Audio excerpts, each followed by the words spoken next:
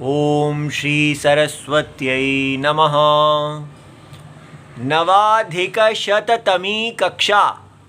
विषय कृत्याः प्राक् नवुल 3195 सूत्रम। आज हम इस सूत्र को देखेंगे।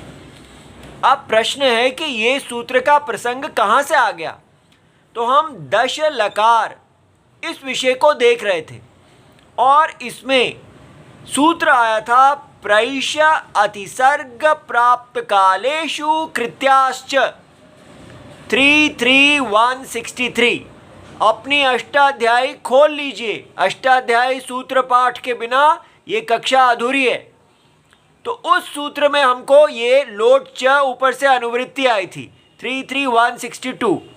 तो हमें समझ में आया था कि एतेषु अर्थेषु माने प्रैष अतिसर्ग और प्राप्त काल अर्थ में धातु से कृत्य प्रत्यय धातोः कृत्याः प्रत्ययाः भवन्ति। लोट च और लोट भी होता है। तो लोट हमने देख लिया था लेकिन कृत्य प्रत्यय छोड़ दिए थे। आज हम देखेंगे कि ये कृत्य प्रत्यय क्या हैं।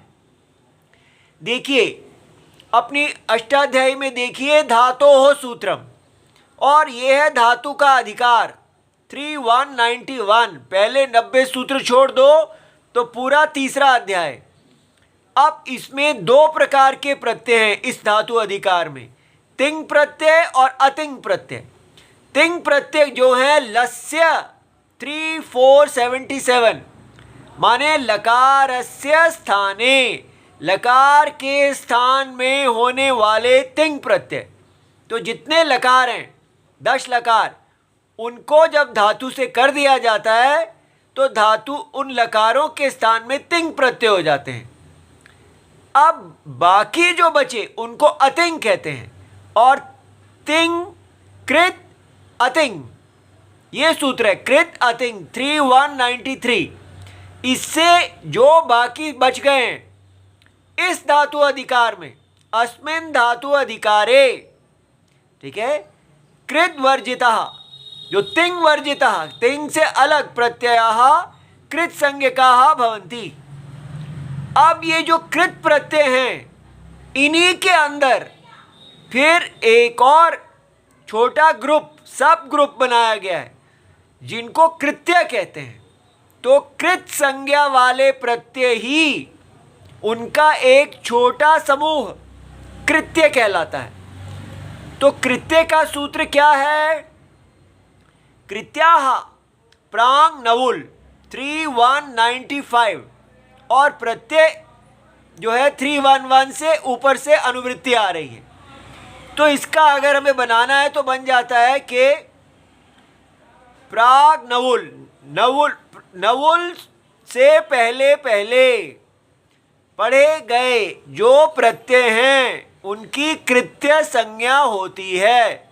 ऐसे, ठीक है, इन्हीं को ही जोड़ने से। तो प्राग नवुल, नवुल से पहले, कृत्याः जो प्रत्यय पढ़े गए हैं उनको कृत्य कहते हैं।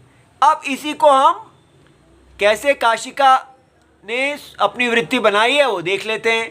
तो पहले तो ये कहना चाहिए अधिकारोयम, ये अधिकार है, ठीक है। जब भी अधिकार सूत्र आता है ये कृत्य प्रत्ययों का अधिकार है।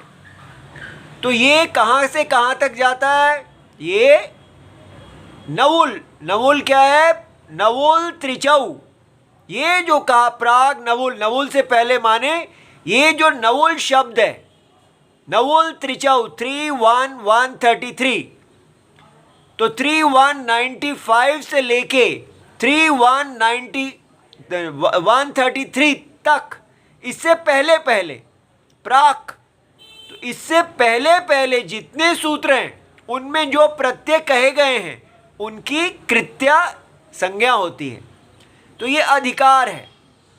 और ये यहाँ से लेके 3195 से लेके 3133 से पहले माने 3132 तक जाता है। तो इति वक्ष्यति, तो नवुल त्रिचौ इस यहाँ से पहले पहले कहेंगे, ठीक है। ये ऋट लकार हमने देखा है।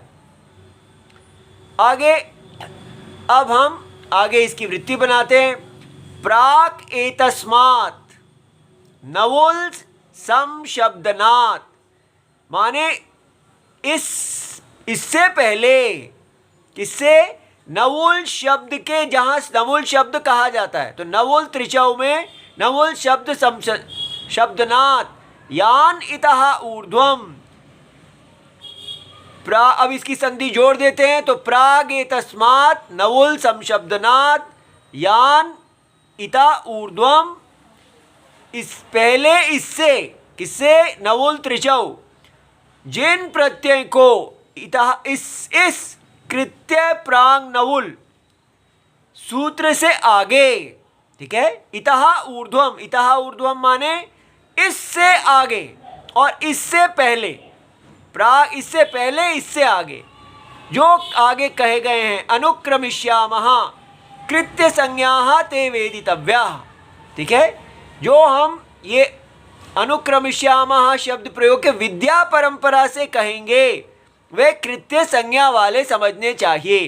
तो ये समझ में आ गया कि ये कृत्य प्राग नवुल सूत्र है, और ये यहाँ से चलता चलता नवुल त्रिचौ सूत्र से पहले, तो ये 38 सूत्र हो गए।